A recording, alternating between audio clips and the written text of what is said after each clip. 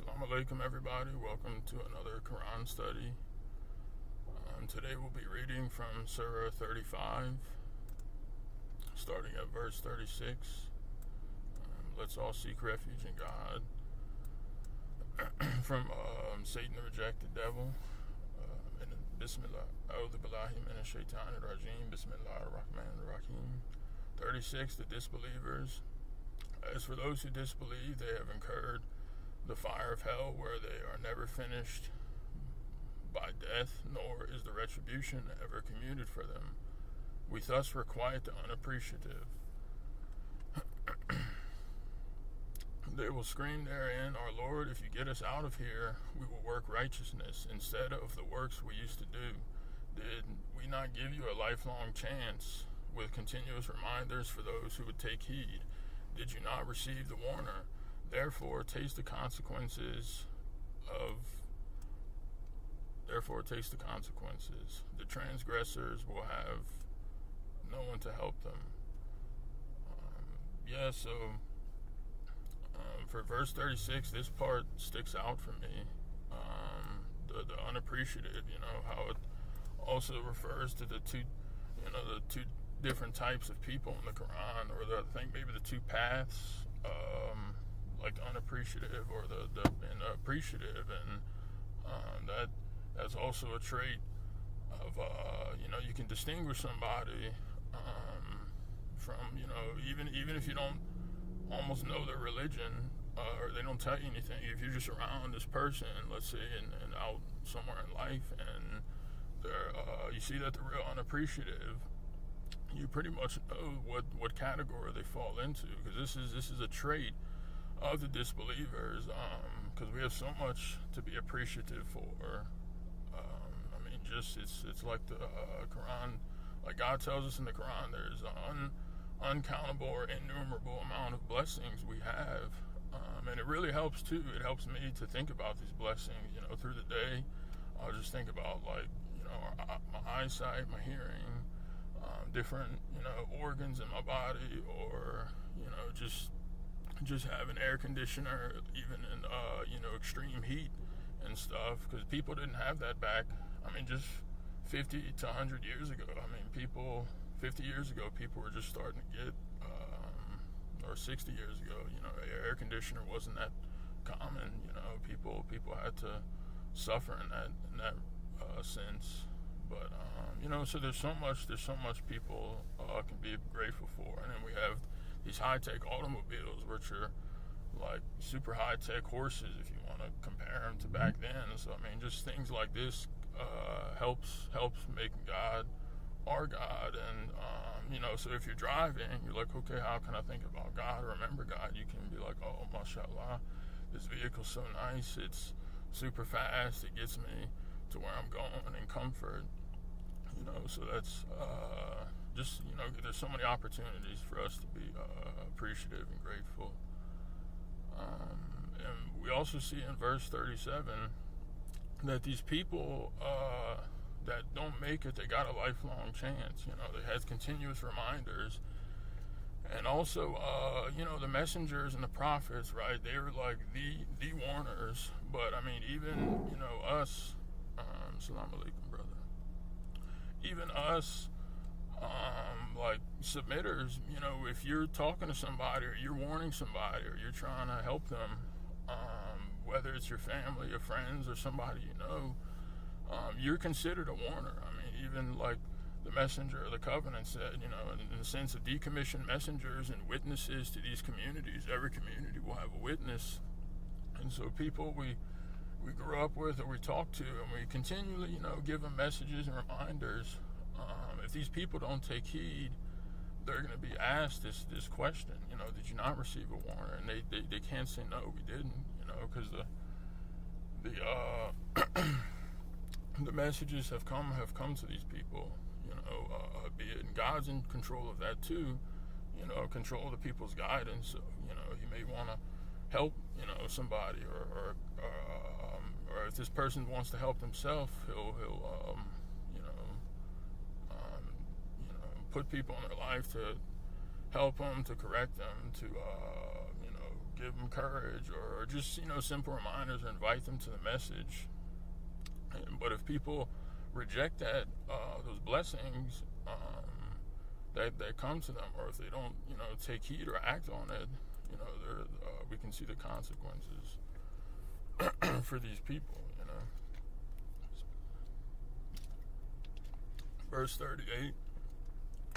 God is the knower of the future of the heavens and the earth. He is the knower of all innermost thoughts.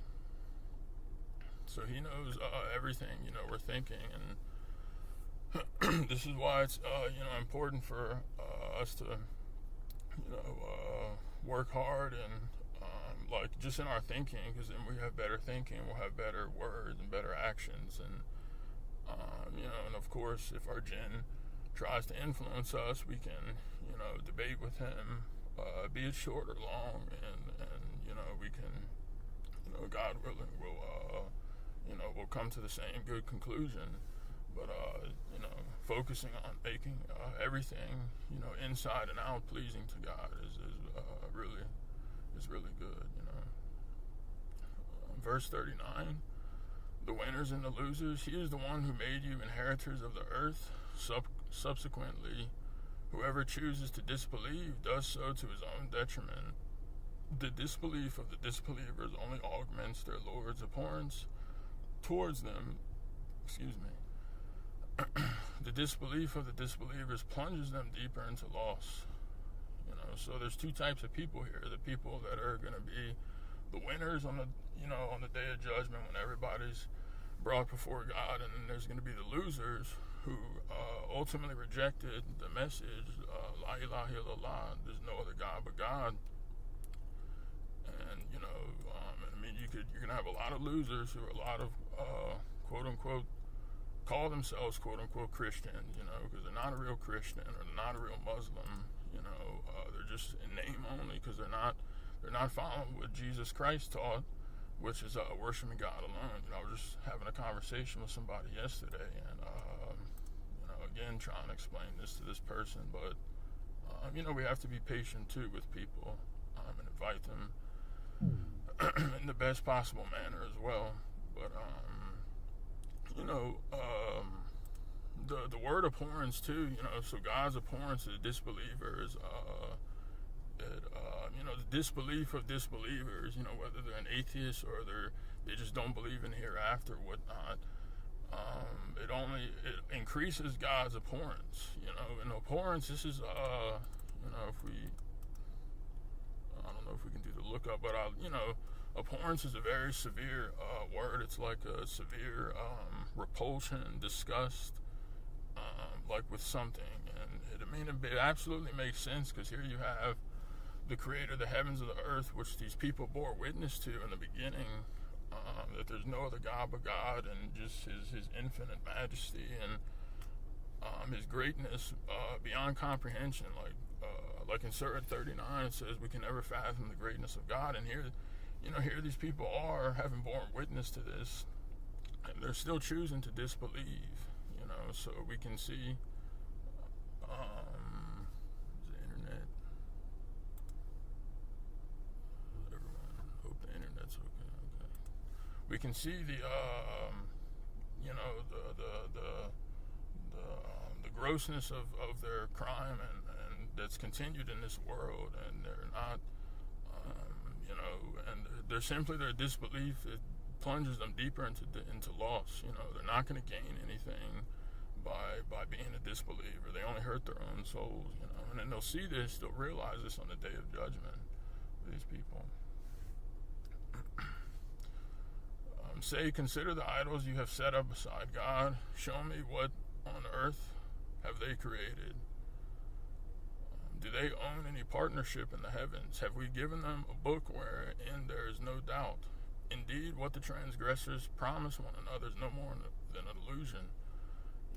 So I actually sent this verse, I think yesterday, to somebody, the person I was, talking to, because there's nothing better than the Quran. Sometimes if you run out of words to say, or you've exhausted, your worldly means or worldly language or whatever you want to call it of trying to communicate to this person. Sometimes it's just, I've seen sometimes I've seen positive results just copy and pasting a screenshot in this. But this is so true because someone who thinks Jesus create like I saw something like just so erroneous, that someone was thanking Jesus for like the trees and stuff, and like I've never seen a Christian say that before, but I've seen them with the Trinity and stuff, and then they have the distinction, but this person had just taken it to a new level, and I was pretty taken back.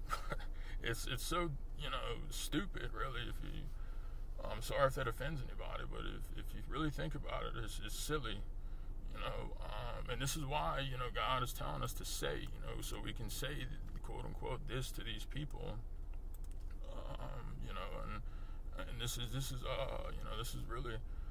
good. There's nothing better sometimes than you have straight out the Quran and what God is tells us to ask these people, that they may be guided. We're not, it's I'm not, or as Semitic, we're not trying to we're trying to prove the people wrong, but in the sense of like in the best possible way, that look, hey, this is the right way.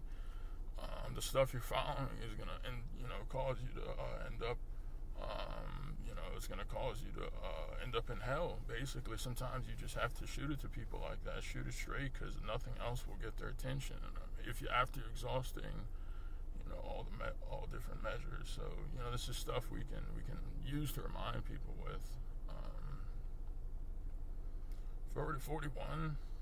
God is the one who holds the heavens and the earth, lest they vanish. If anyone else were to hold them, let me just make sure I said that right. Yes, if anyone else is to hold them, they will most certainly vanish. He is clement, forgiving.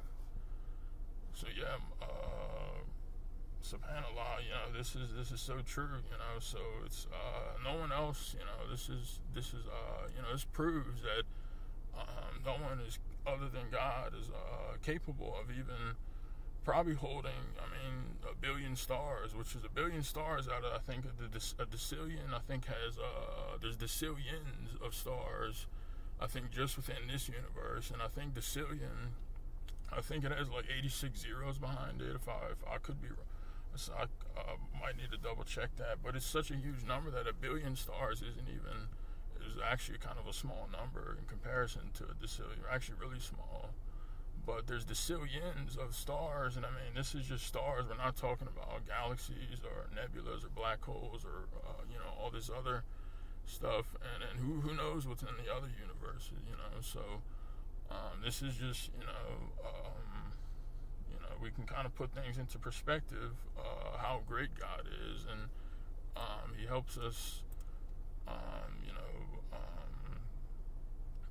through the verses of the Quran, we can come to like a better or clearer understanding, and more reverence and stuff for His awesome power. And this just proves, if anyone else were to try to hold them, any idol, it would just everything would just cease to. They couldn't do it. It would just vanish, Okay, brother, Suleiman said, decillion is 33 zeros. So it wasn't 86. But yeah, 33 zeros, that's still a lot, Thank you, brother. Because a billion is like, I think 9 zeros or something. I should know that, but no. Yeah, or 10 zeros, but, yes, the decillion is huge, and there's decillions, so there's, so even if they tried to hold a billion stars, they couldn't, they couldn't do it, Jesus couldn't do it. Okay, a billion equals 9, thank you. Yeah, so even a billion stars, if Jesus tried to do it, they could, or Muhammad, they couldn't even do that, and that's not even what it's asking here. It's saying, talking about the universes. So if we just, even one star, we can see kind of the grossness, or not kind of. We can see the grossness of the crime we committed. Yeah, and quintillion equals 18. quintillion, of our initial crime.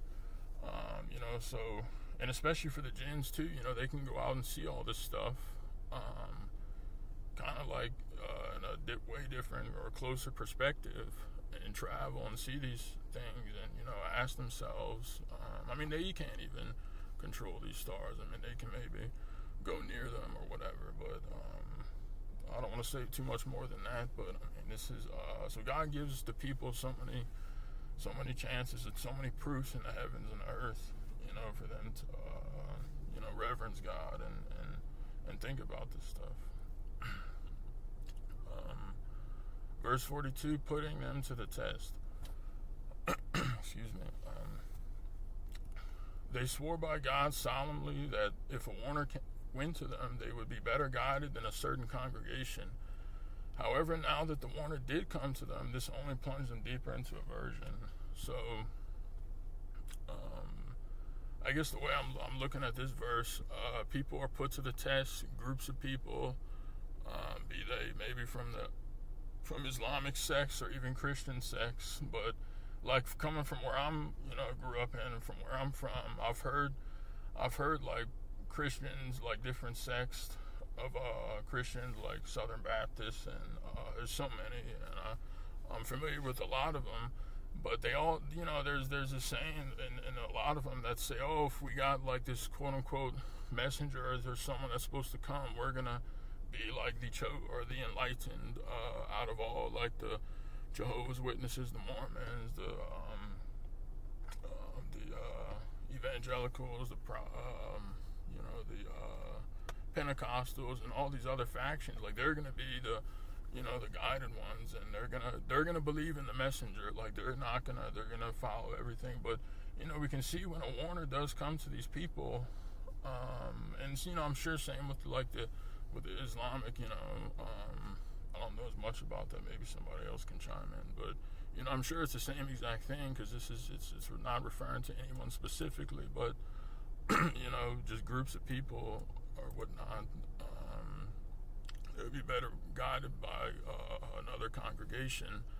So, but we can see when warners come to them, especially the messenger of the covenant, and we can see how the Arabs treated this. They completely rejected it, and this only plunged them deeper into aversion, and their punishment is only going to get worse. So this is another thing. People. I guess we can see here that these people swore. They swore by God solemnly. So it's like, okay, if you swear you're going to do something, even in this world, and someone asks you to do it or puts you to the test, you better make sure that it wasn't just empty words or vain words. You actually have to pass your test. May God help us. Verse 43, they resorted to arrogance on earth and evil scheming, and evil schemes only backfire on those who scheme them. Should they then expect anything but the fate of those who did the same things in the past? You will find that God's system is never changeable. You will find that God's system is immutable, So, they're going to have the same consequences for if they look at the past generations and the annihilation, or even just, different forms of retribution or suffering and stuff that happened to these people as a consequences of what they've done. They're not going to find different results, or they shouldn't expect a different result or a different fate. It's going to be the same, and this is important too, like for any Christians that may watch this or are listening now. This right here is all mathematically coded, and this is what the miracle proves. But this God's system in the Old Testament, like a lot of people like to say is, it's a different God, or God changed his mind in the New Testament. God be glorified. He doesn't, his system is never changeable, so he's not going to do away with the old law and the stuff from the Torah, and then just, I changed my mind, I'm going to sin. And even a lot of people agree that it doesn't make sense, but they just, they're just following, or they're just hypnotized, So I think this is really where once people can see the miracle, when they'll read this, they'll know that these words in the Quran, like in the original master record, were actually everything is like everything is the truth in here. Every letter, every word is divine, and they can rest assured that what they're reading is not from any human. So there's no bias or anything or any other type of motives. Verse 44. Have they not roamed the earth? Excuse me. Have they not roamed the earth and noted the consequences for those who preceded them? They were even stronger than they. Nothing can be hidden from God in the heavens or on the earth. He is omniscient, omnipotent. If God punished the people for their sins, he would not leave a single creature on earth, but he respites them for a predetermined end term. Once their end term is fulfilled, then God is seer of his servants.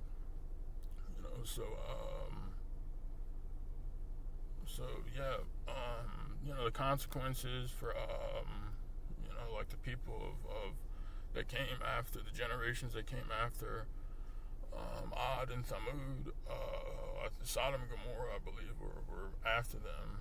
But these same questions have been asked these generations, and I mean even people after Sodom and Gomorrah, which we know from the Quran, these previous generations, I guess just from what it tells us, that they were even stronger than the future ones. So the future ones should look at that and take a minute to think, and use it as a precedent to not be arrogant and not think they're so powerful that nothing can wipe them out. Because if they look at, and they know these past generations were probably stronger than them or had more might and stuff, and like, oh look, they were wiped out, so what wiped them out? Well, we know from history, like or whatever they were taught, like it's because of stuff they've done, retribution. So this is just questions that they won't have any excuses, really. God gives them every excuse to take heed and to believe, but I mean, it's up to them whether they want to or not. Here, the way I guess I'm looking at this, if God punished for the people for their sins, he would not leave a single creature on earth. So maybe this is referring to, God willing, we could talk about this after, but this could be maybe referring to our original sins, like the people's sins in the beginning. He wouldn't leave any creature on earth, which includes like a single creature, which includes like birds or lizards or any animals and stuff, and insects and whatnot. But he respites us for a predetermined end term, and once our end term is fulfilled, then God is seer of his servants. So but also one way, maybe another way I thought about it, I'm not sure if like the sins on earth that like even we commit or like we need to repent for, or we make mistakes, maybe it's I don't know if it's something, but I guess I'm thinking like it has to do with our original sin, perhaps, because it's saying every single creature. Surah 36, Yasin, YS. In the name of God, most gracious, most merciful. YS, and the Quran that is full of wisdom. So we have a footnote. So you can read Appendix 1 for the detailed explanation of these initials right here. And this is mathematically coded. So the numbers of Y and S's in this surah is a multiple of 19. If you add them up. And then the geometrical value too, if you keep reading in Appendix 1. So all the letters of these initial surahs, their geometrical value of Y, which I don't know what it is, and the geometrical value of S, Sin, not Sad, but Sin, whatever it is, and if you add all the Y's and S's and the geometrical values, and in all these initial surahs, it's a multiple of 19. So this should be. I mean, this is beyond. Even if humans had computers back then, which we know they didn't, because they still couldn't even do something like this. I mean, not even today. You You couldn't ask people to create something with such, it makes sense too, because it's one thing just to put a bunch of letters. You still make tons of mistakes, but then you have to make it into a message, a book, right, that makes words or sentences grammatically correct or whatnot, like that makes sense. And then, but it also has to be consistent, and there's no contradictions in the message, which, is like impossible. I mean, we can see what happened with the Bible when man intervened and stuff, and, the wicked hands of the scribes. It's talked about in Isaiah that they started, they when they transcribed from other, from like the Greek to the Latin, to the Koine Greek to the Latin, stuff started changing. But so we can see, we can be rest assured that this is definitely from God. No human, could have done this. Verse 3, most assuredly you, Rashad, are one of the messengers on a straight path. This is a revelation from the Almighty, most merciful. So this one has a footnote. See appendices 2 and 26 for the irrefutable physical evidence. So, if you want to see overwhelming evidence, for those who might be interested or listening to this message, you can look at the proofs of actual messenger, not just some fake phony poser like you have a lot of people today that are just out of their minds and claiming to be messengers. This is actual proof. Thank God. To warn people whose parents were never warned, and therefore they are unaware. It has been predetermined that most of them do not believe. For we place around their necks shackles up to their chins. Consequently, they become locked in their disbelief. And we place a barrier in front of them and a barrier behind them, and thus we veil them they cannot see. It is the same whether you warn them or not, they cannot believe. So we have a footnote for that. Everyone is already stamped as a believer or disbeliever. See Appendix 14. So reading these verses, people who even have parents who weren't warned. I mean, everything's in accordance with God's will. He's the most wise. So, I mean, the guidance, whether or how it comes to people, and the generations now and the ones to come. I mean, everything is in accordance with God's will. I mean, He created us, so who knows better than our Lord? But this is a revelation. This Quran is for the world. To warn people who weren't warned, or they just grew up not knowing really anything or knowing about God or taught about this stuff, and it comes with proof too. It's not just something that, like we said in the mathematical miracle, it comes with proof. So it's and it's also that's what gives it a responsibility, because if you end up rejecting this after getting it, it's not going to be good for you. It's in a sense. I mean, I don't want to say that, but we'll just move on. It's also been predetermined that most people don't believe. So and that's based on their choice to disbelieve. So if they choose to disbelieve, then it's determined. Like the same way you determine that, what's the weather outside today? I determined it's sunny. And well, the same thing. If you have a trait of a disbeliever, or people choose to disbelieve and have nothing to do with God, it's now been determined, and you see God knows all this. So hence, I mean, in a sense, why it's been predetermined, and I've tried my best to. Hope I'm explaining it okay now, but I've tried to explain this concept to somebody before.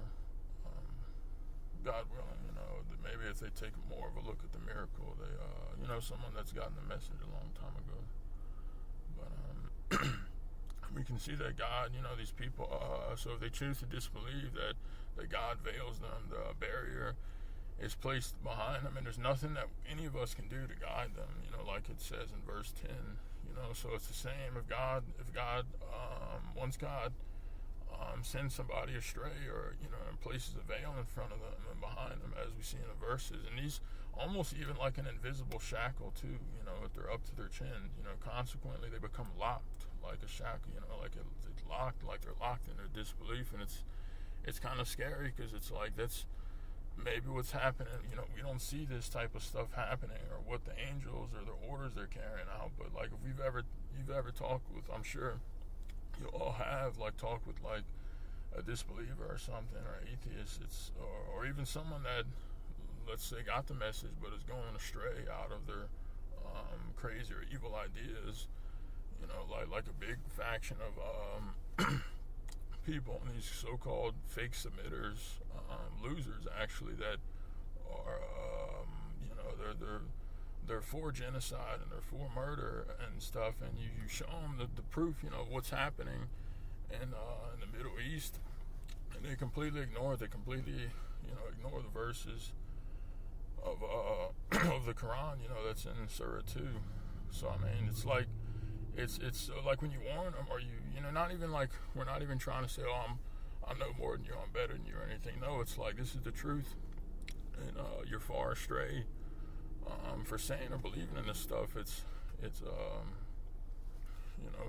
sad for these people, but at the same time, you have to realize that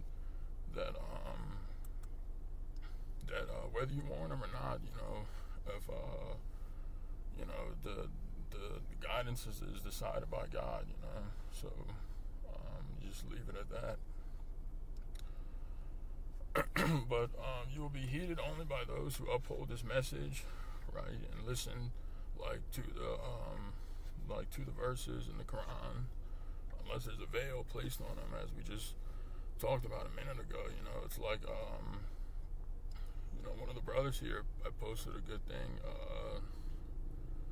to these people that they're blocked from understanding the Quran, so they'll look at a verse from the Quran and completely distort it, or take it out of context. And when you show them clear-cut truth, like how the Quran doesn't advocate this manslaughter, raping, torture, it doesn't advocate. Well, these people are literally attributing this to the Quran. I mean, they're so evil for that. Maybe that's probably why they're blocked off from taking heed, just the audacity of them to attribute this stuff, But I mean, you would hope you hope for people's guidance, but after a certain point, you just move on. And reverence the most gracious, even alone in their privacy. Give them good news of forgiveness and a generous recompense.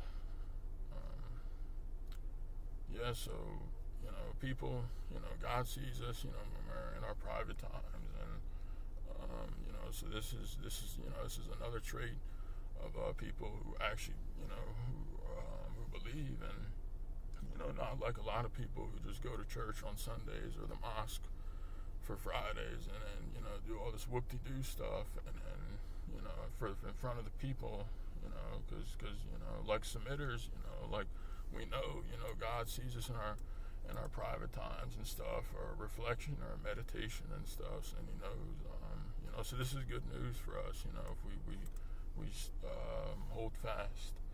So I'm going to kind of speed things up here, God willing.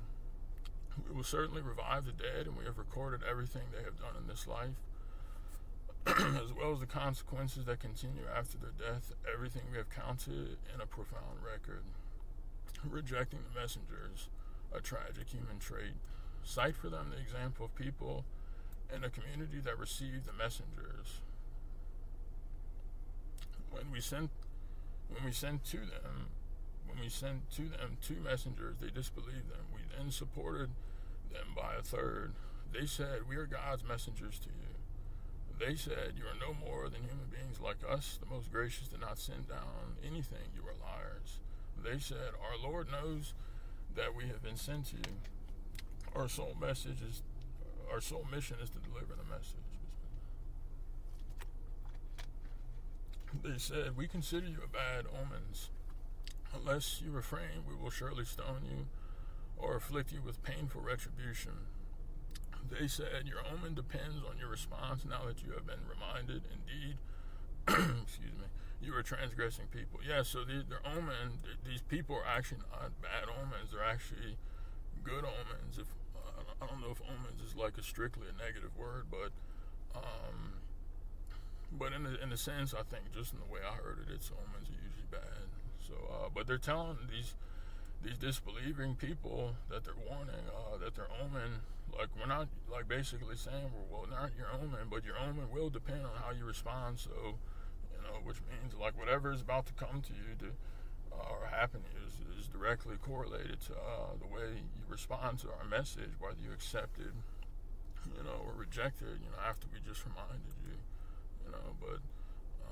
So God gives even these people chances, so He's most gracious, most merciful, so really, nobody has any excuses. Even the worst, people are given chances and reminders, but it's their choice, whether they want to continue in their disbelief or continue to be arrogant and roam the earth, as transgressors. A man came from the other end of the city, saying, "O my people, follow the messengers. Follow those who do not ask you for any wage and are guided. Why should I not worship the one who initiated me, and to him is your ultimate return? Shall I set up beside him gods? If the most gracious willed any harm for me, their intercession cannot help me one bit, nor can they rescue me. In that case, I'll be totally astray." So, yeah, alhamdulillah. This verse I also sent to that person too, because I was reading these, this morning, and it's so perfect, because it makes so much sense. Like these people, if you just ask these questions, it's like they can't answer you or they can't refute the truth. They may try to come up with some, hypnotized falsehood that's in their head, but even though deep down they know that something's off, but then it's a fact for whether they want to kill their egos and see things for what they are, and maybe probably have to abandon their congregations or their religion altogether, and take God's side. So real quick, I'll just read this and then we'll close this. So 13 and 27's footnote. So I'm starting here up until 27. God's messengers have proof, advocate God alone, and do not ask for money. So this is we can see this is basically the case with the messenger of the covenant too. He came as a warner and also a bearer of good news, and so, but he also came with proof. Because look, he doesn't ask us for any wage, and he comes with a proof. And I think there's a few more verses next, but we'll go ahead and God willing, that's concludes the teaching session or part of the study today. If there's any questions, please feel free, or comments, God willing. Thank you. Mashallah, thank you very much. Very good. Mashallah, thank you. MashaAllah, thank you very much. Mashallah. MashaAllah, brother, thank you.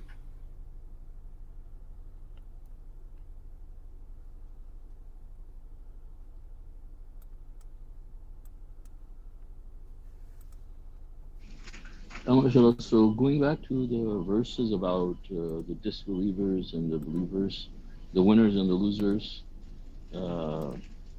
verse 39 and 40, God talks about how the disbelief of the disbelievers plunges them into loss, and how the believers are victorious, And this reminds me of a conversation I recently have had with one of these people you just mentioned, John, disregarding the verses, and then getting in the conversation, the person stated something about you have lost the argument, like you have now been defeated.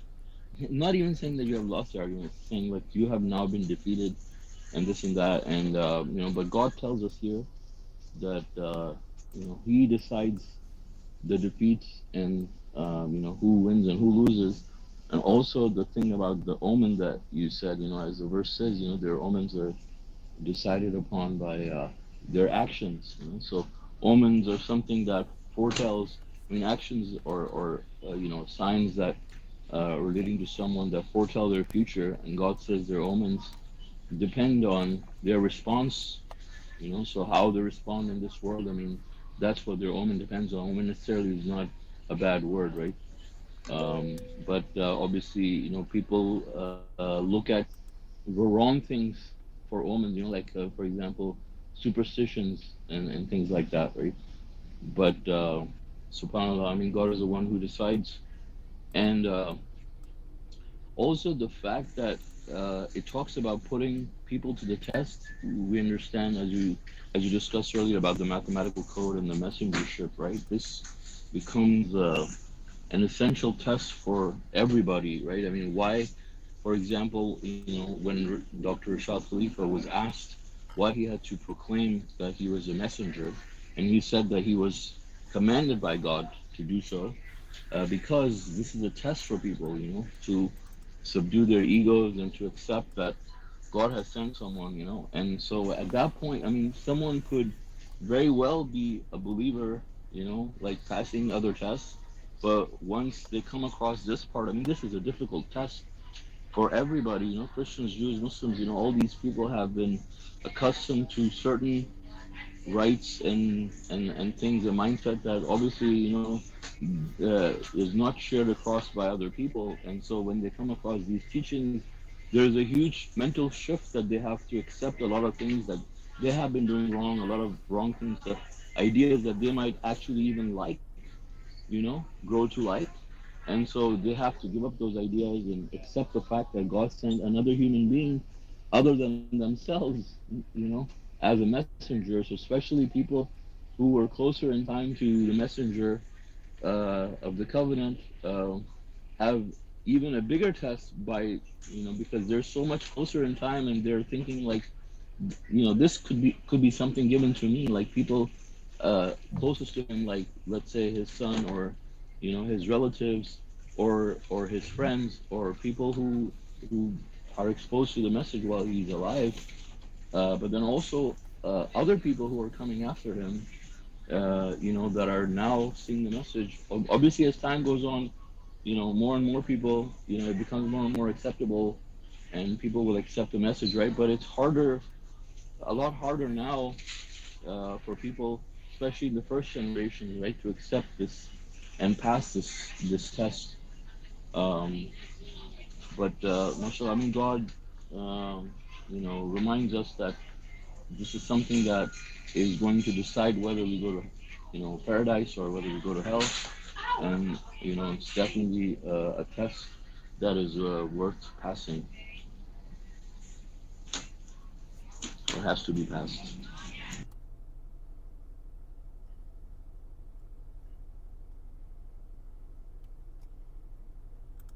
Yeah, mashallah, that's a good example and good point about the messengers.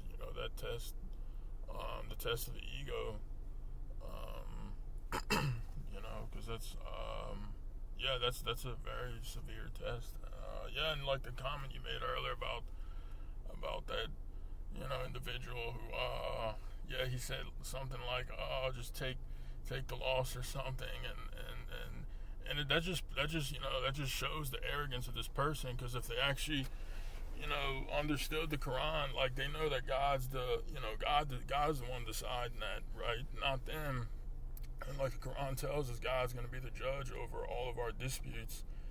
And so, I mean, if you have one case where, in a dispute or argument, like, okay, you're sticking to the Quran, what the Quran advocates, what Surah 2 and verse 83 to 85 clearly show what's going on. And I mean, just common sense. I mean, the whole world is completely abhorred. I mean, I don't know what worse word than abhorred, if there's a worse word in this regard. I mean, they're abhorred with the crimes, the war crimes that are happening, and then the audacity and arrogance and foolishness of these clowns to say this is from God, this is what God wants, is just that's what they're saying. They're saying God wants, the like the video you shared the other day about what's happening to these kids and stuff, and they're saying this is from God. I mean, you can just see they love their evil, and they love this stuff, and I mean, it makes perfect sense, but they're completely blinded, and then they show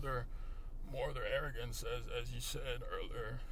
They just said, "Oh, take the loss" or whatever, and it's not even about that. You see, to these people, it's about that. To these losers, so to speak, it's about that, because it's about who's right, who's wrong. It's a match. Yeah, exactly. Yeah. And it's Yeah. For us, we know that exactly it's a match for them, and it's just and they're wrong anyway. They've already lost the match, but I mean they don't see it that way. But to us, it's not that. It's about justice. It's about upholding the commandments in the Quran. It's about not attributing lies to the Quran and ultimately to God, what these people are doing. Exactly. But yeah, subhanAllah.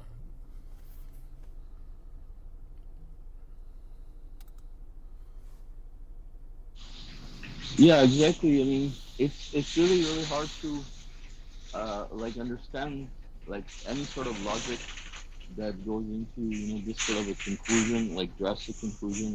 I mean, other than the fact that just Satan is commanding people to lie and has blocked them, and they're just saying whatever they like. It's about people's personal opinions, overriding God's truth. God says many people mislead the people based on their personal opinions, based on baseless hadith, and take it in vain. And so, like, when you have clear verses from the Quran that are condemning certain actions in a certain group of people, specifically naming them, also, in addition to all the crimes that are happening now, have been written in the Quran, and it's been repeating for many centuries. And people who are blinded, obviously by their egos, are not able to ever, see God's truth. They don't have access to the Quran. I mean, there's so many people. Unfortunately, which is why it's so important for us when we read the Quran, to pay attention to all these verses.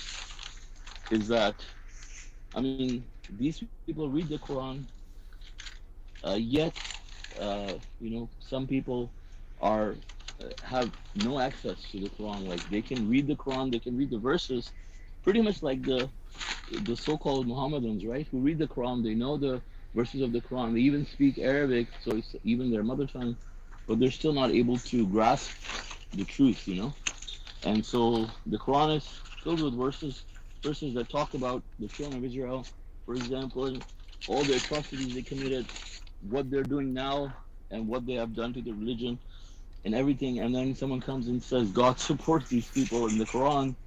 I don't know, they're just trying to get followers, trying to be different. I can't think of anything that logically makes sense as far as the Quran is concerned. Just thinking that, I mean, if you have political views or something, that's fine, but don't bring God into it and say God supports it and the Quran supports it. I mean, that's about religion, because now you're saying that, God approves of, all this kind of, all these kind of crimes, which is completely baseless, right? So, yeah, mashallah. Enough said.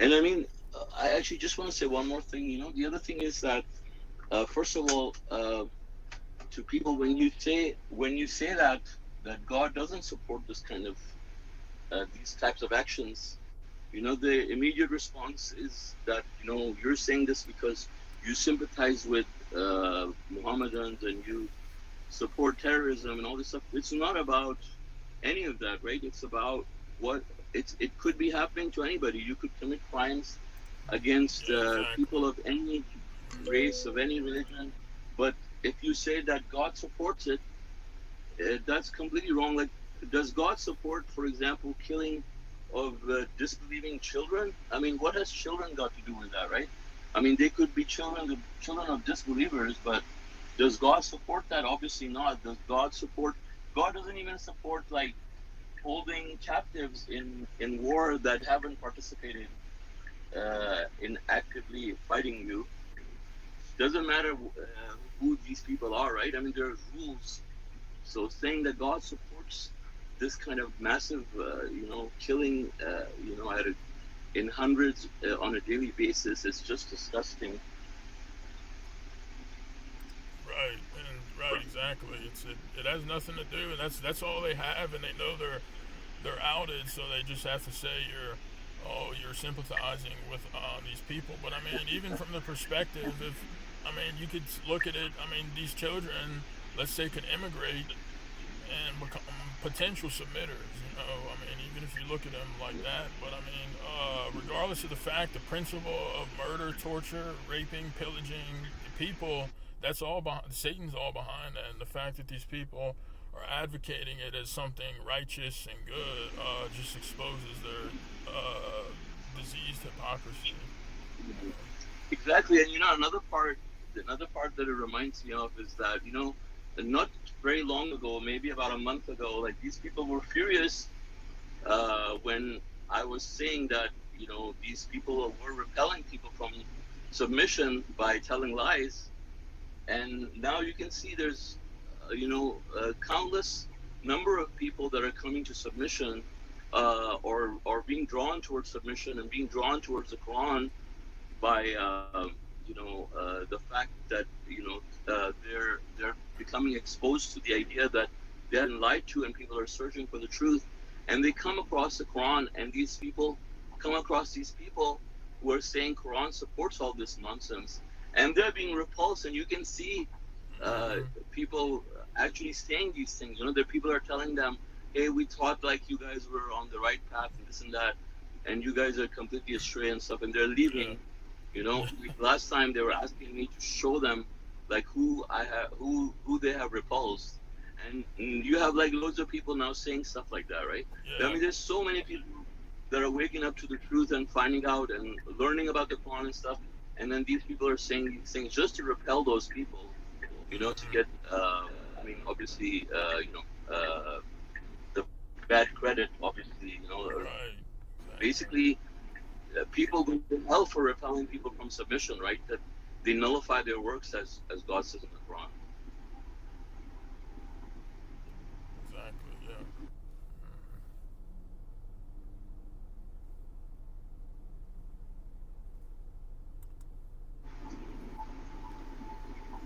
So, anyone else wants to add anything to the discussion, or maybe have any other verses they want to comment on?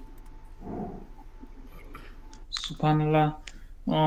Brother John, you were talking about Surah 36, verse 45. Like you weren't sure if that this verse 45 is talking about the heavenly field, right? Yeah, that's what I was thinking. In the past, when I've read that verse, I used to think like for, just like the transgressions of what people will commit on earth.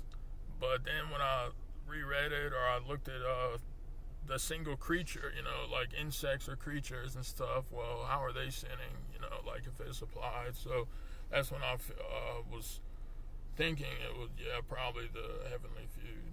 If anybody, yeah, that's, The original sin, yeah, yeah. the right, the original blasphemy. And then, Yeah. in the next part it says God gives us a predetermined, or he respites us for a predetermined period, which, I get, is our Yeah, I life. think that's correct, Subhanallah. Yeah, Brother Abdullah said, or Brother Suleiman, Oh, do we I know was gonna say too. who these three messengers are in verse 14? No, no. Yeah, no, we don't.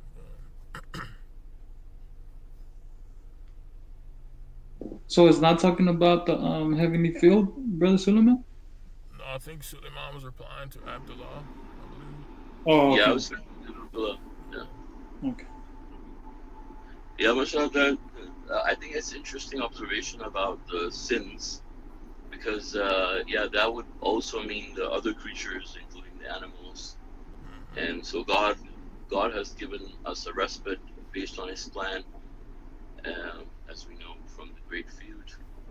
And so based on that, everyone has to come here. The animals, creatures have to do their part, and so based on this plan, people are respited. But if it wasn't for this plan, those people who are the minority of the minority that needed to be saved, other than those people, all these other people would have just been put to hell. But God respites them according to His plan, because this way, we all know why we deserve to go to heaven or hell. Specifically, not just people, because it's a way for God to expose what is in everybody's hearts. SubhanAllah. For sure.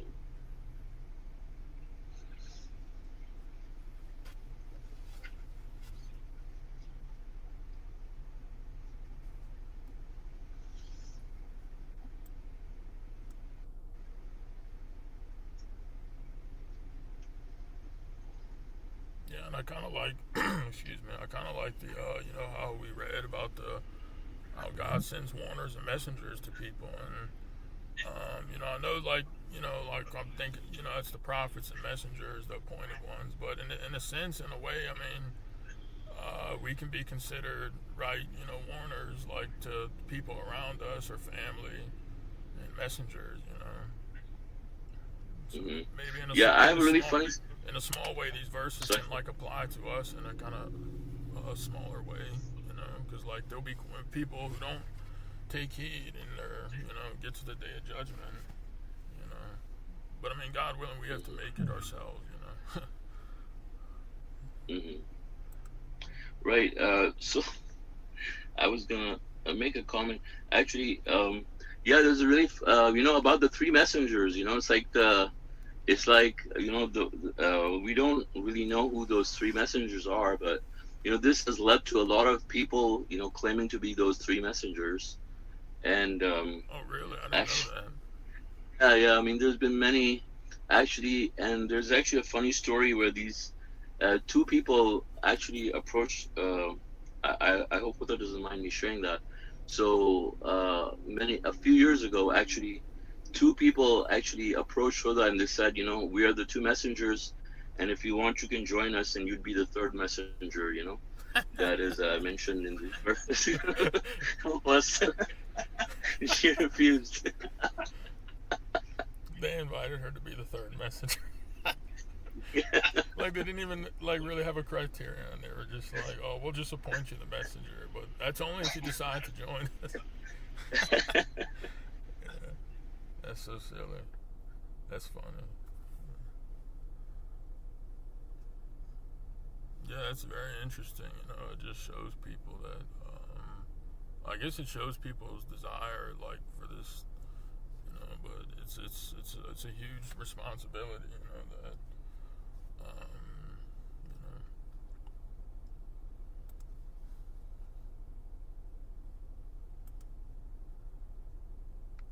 Yeah, thank God. And I think they were even trying to impress her by telling her like how rich they were, and how they had businesses and all this stuff, so that she could join them. Basically, it was so funny. Yeah, subhanAllah. That's actually. I mean, you can look at that as a test too. Like that's subhanAllah. Like people's desire. I mean, to be messengers or something. Yeah. Well, I mean, how does Satan attract people? By promising them like Right. worldly material. Yeah. Yeah. Exactly. You know. Yeah. I mean, there's even the example like in the Bible.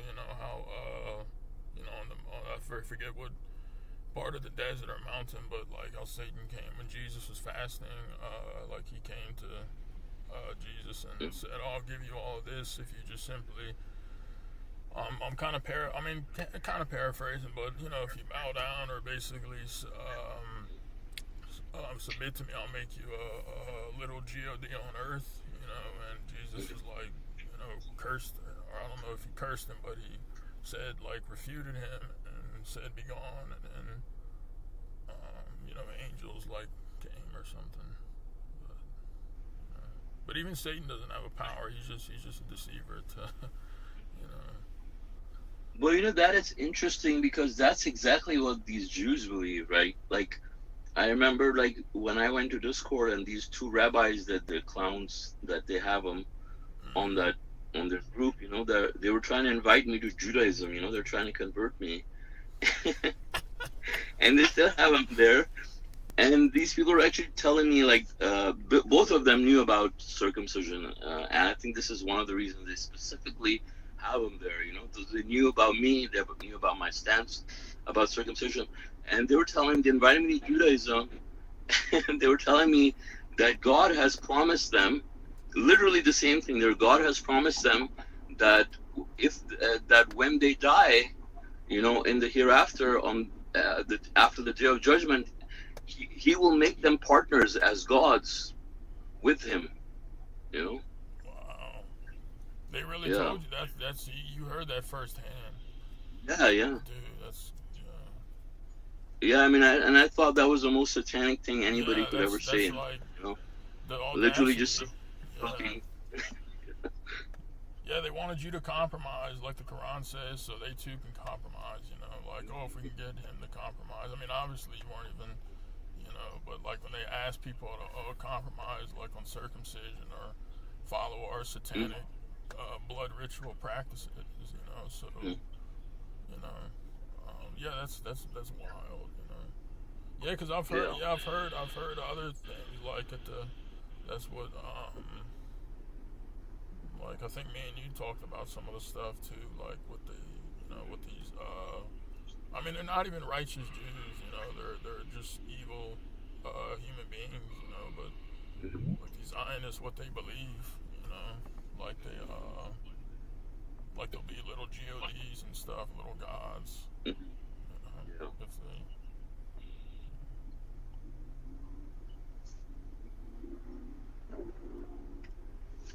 And these people, brother, these people were where on Discord? Yeah, they're on Discord. And wow, yeah, and I mean, you know, that the fact that your heart, I mean, that, you know, these individuals who run that, quote unquote, so-called submission channels harboring these types of evil people, it's like if you have a mosque, I mean, you say you have a virtual mosque, I mean, we know it's not a virtual mosque, but I mean, if you have a mosque, or masjid, where you come together, you talk about God, you worship God, and you study the Quran, and you have some evil people like that are believing that, or I mean, we would definitely like no, you're not allowed here. Leave now. Yeah, I mean, they're the fact. Yeah, exactly. Yeah, these are regular people. You know, it's not like a one-timer who just comes and goes. They're people who have been allowed to come on a regular basis. They know about submission. They know about the Arabic Quran. They know the verses by heart, and they're sitting there trying to convert people one by one, you know, and they're allowed to approach people and everything. And one of them even claimed to be a messenger at some point, was a submitter in the past, actually, and then became a Jew, one of them, you know. And all these people are just, you know, amazing. They're allies of one another, right? I mean, they said they're friends, you know. Yeah, and the fact that they can't see these things like clear as day, it's almost more intriguing. Yeah, and then knowing all these things, you know, somebody who's saying to you, for example, that God is going to make us partners with Him on the Day of Judgment, and then they live in Israel, I believe, you know. And then you're saying, yeah, God supports these people. For sure. Right, he supports these people over an innocent potential submitter child, right? That's being tortured and mutilated, and I mean, sorry for the grotesque language. And you know, like, Yeah, and we saw videos like how funny it is, when you see like Christians in their sermons talking about the Jews and saying that they are the chosen people, Uh-huh. and this is exactly pretty much what they're saying. They're the ones that God supports. You might as well say that these are chosen Yeah, people. they're So, fools. I actually thank you for bringing that up. So I listened. I was just going through the audios and listening to them, but I think it's an audio 4 or 5. And Rashad, the messenger of the covenant, he was actually just discussing what the chosen people meant. He said the chosen people, what all that means is that they were God's chosen in the sense that God rescued them from Pharaoh in Egypt and he split the Red Sea. But he said the Jews have distorted, these are his words, they distorted that grossly out of context. They've abused it. And now they're, he said they're not chosen in the sense like they think they are. And he goes on to talk about the blasphemy they committed. Rashad talked to this talking to these Jewish children about submission to God, and the teacher came by, and they said, "What do you or whatever," and then he was talking to like Christians and stuff, and he had different, I think, people around him, but he's giving an example of like, yeah, Christians say, yeah, we can submit to the one God, cool, right? But when it came to the teacher, the Jewish teacher, he was like, no, we don't submit to anybody, not even God, And exactly. This is coming from the messenger, and he clarified the chosen people just means like what it means and how they've just grossly distorted it. And thank you for bringing that up, because like you show them this too, and they'll probably. Yeah, they'll probably start like foaming at the mouth or something. They're like, oh, I don't know what to say. Because they really can. It's. Yeah, I mean the whole idea with these Jews is based on rebelliousness, right? Rebelling against God. I mean they think it's about their grudge against God. It's kind of complicated, but yeah. So and talks about Rabbi Kushner's blasphemy, like God be glorified. But I think that was the next part in regard to the Jews. He said, they look at God and he said God be glorified, but as they treat him like as a child, like oh, it's okay, like you created us, you couldn't take care of us. This is what he was saying, and Rashad was like, I'm not even really paraphrasing Rabbi Kushner's book. Literally, he put this, and he was like, we're willing to forgive you, God. This is in his book, Rabbi Kushner's book, and it's so ridiculous. I mean, he's full of blasphemies, and here you are, you have these, so-called submitters. I mean, just overwhelming. Yeah, and God says in the Quran, there's a verse in the Quran that says, so, O people of the scripture, if you claim that you're God's chosen one to the exclusion of all other people, then you should long for that if you're truthful, but they will never long for it because of what their hands have sent for. Right? God, they know they know what their hands have committed. Mm-hmm. They're claiming to be chosen, but they're even. Yeah, there's like overwhelming proofs, but I mean, at this point, I feel. I think the Jews are the most detailed discussion. I mean, people who are the most discussed in the Quran in most detail, right, are the children of Israel, and how poorly they performed, and what they did with the message, with the prophet, and what they're doing now. I mean, this is like the most detailed account of any group of people you'll find. Quran is so full of all these verses, and if someone can't see it, they really don't have any access to the Quran. Simple as that. Yeah, even the whole surah is named after them too. Yeah, and even one of my Christian friends, like, who was like, when this first started happening, how like a lot of Christians has been duped into the, and the Jews have been, these Jewish, so-called righteous Jews, but they're not righteous. But they've duped, a lot of Christians into believing that and supporting them when, even Christians are starting to turn on them. Like, sent that video you shared about that, those children being, I mean, sorry for anybody listening. I mean, this is just the reality, but this might be grotesque, but they're being sniper rifled, assassinated, like clearly in the chest, twice, these children. But this is a video I sent her. I sent this person this, and and then I sent her screenshots of the, from verse verse 2 in the 83 to 85, and she was agreeing, and this was somebody early on who was like, they posted the little Israeli flag, like when this first happened, months and months ago. But now, they're seeing the atrocities of, they're seeing the reality. Like, there's nothing that, even the early supporters who were just kind of jumping on the bandwagon, like, oh, we have to support Israel, blah blah blah, but they're now like turning on their, they're agreeing.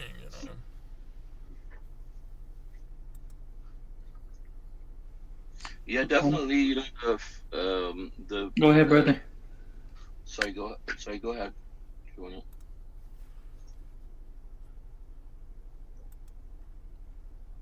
No, well, I just wanted to say that, as the prophecy about submission prevailing, comes closer and closer. We see people's views are, changing very drastically, right? And so people are coming out of that brainwashed mentality that they had been programmed to believe that, the Quran was, for example, to say that the Quran was all about terrorism and oppression and all this stuff, and anybody who believed in the Quran is a terrorist and all this stuff. And so many people are just taking a fresh look now at everything, right? They had been, they realized that, people have lied to them. And so we're coming to a phase, I believe, where people are going to discover the truth for themselves, and more people are going to dig into the Quran, specifically. And I believe this should lead them to the mathematical miracle as well, and the truth in submission.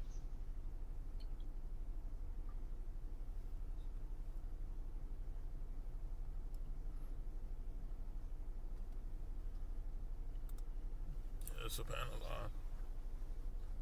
Very true. Brother Raphael, did you have I don't know, we're still on the topic, subhanAllah, but I was just gonna say about there's some verses in the Quran too where God says that we blessed the children of Israel more than any other people. But there's also verses in the Quran, where God says that, how wicked these people are, and how they got left only 2 believers, and other verses. God blesses people, right? But that's not to say that God blesses them all now and that they're righteous, right? God could give you blessings, many blessings, right? I can say you're blessed because God gave you so many blessings. But then how did you respond to those blessings, Many people gives them blessings, but they turn unappreciative. They rebel against God. They betray God, right? So just the fact that God gave them more blessings than anybody else at the time, God gave them so many blessings. He gave them manna and quails, right? And then what did they do? They committed idol worship, right? So that just shows that they were bad people, because the more you're blessed, the more responsible you are. You're supposed to do justice and show your appreciation and submission to God, right? By appreciating God. So if you don't do your part, the fact that God blesses you, God blesses everybody. Right. Even the disbelievers are blessed with so much wealth, provision, beauty, material wealth, all these things, but they turn unappreciative, and God allows these things to be a source of retribution for them as a result, right? SubhanAllah, and that's exactly what happened to these people, Like God says, also another verse is that, the truth, like, it only adds unholiness to their unholiness, so if they're not believers, it's not really gonna do no good for them, even all these blessings that God blessed these people with, and they were always unappreciative of it. So subhanAllah, that's exactly what happened to these people,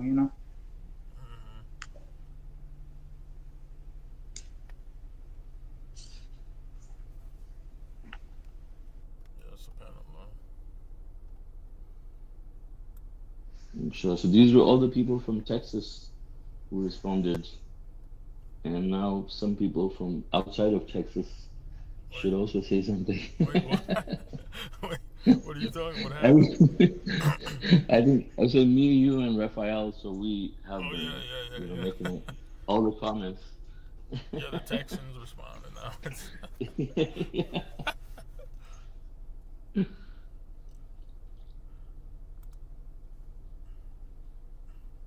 Yeah, anyone from outside of Texas wants to say something?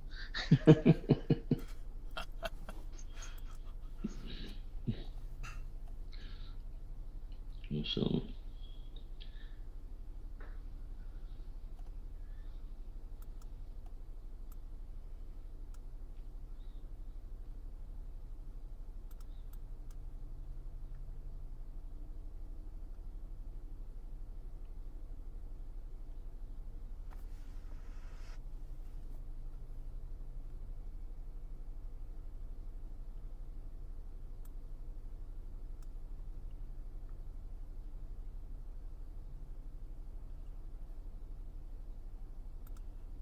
Brother Joffer. Are you there? I haven't heard him in a while.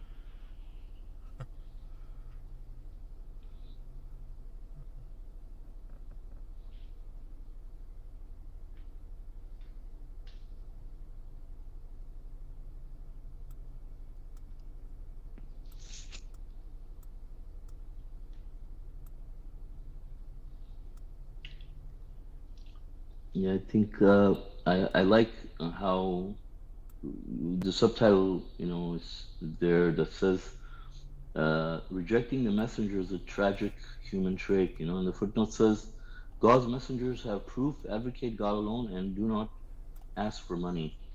Hmm. But despite all these things, people reject the messengers. Yeah, that right, and then they'll follow false messengers too.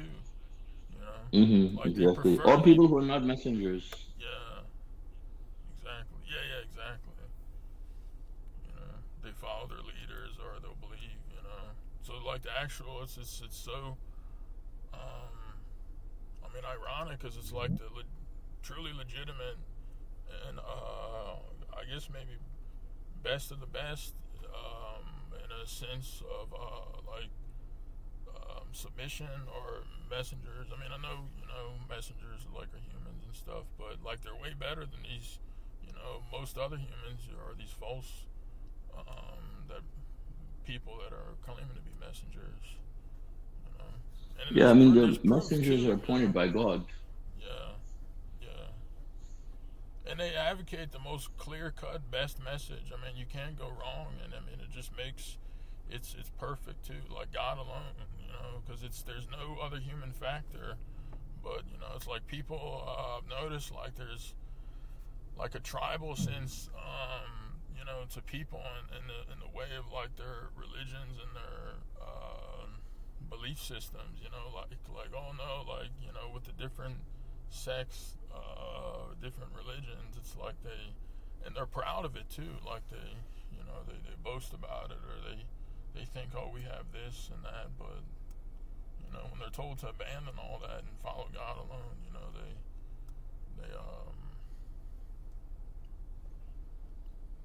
Exactly.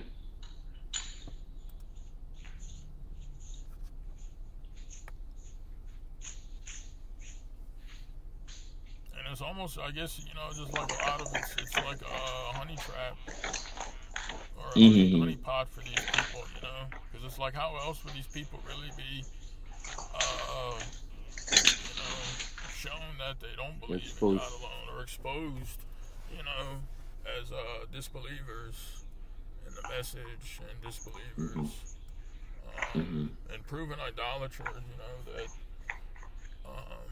side with or oppose God, and prefer worldly Mm-hmm. things, prefer the worldly social benefits that they think they get from these big groups of Mm-hmm. people. Mm-hmm. Um, Yeah, let's see what Brother Abdullah has to say about that. yeah. Brother Abdullah, any comments? And Jafar. Or Jaffer? Yeah. Huda we leave for now because she made a lot of comments earlier. So.